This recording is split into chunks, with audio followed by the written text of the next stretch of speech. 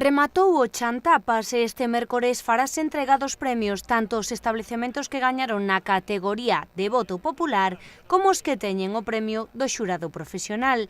O concurso de tapas tamén agasalla ao público e esta mesma tarde celebrouse no estudo de Tele20 o sorteo entre os pasaportes que completaron toda a ruta do concurso de tapas.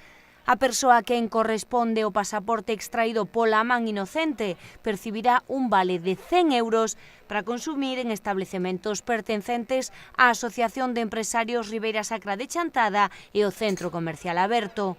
Atentos!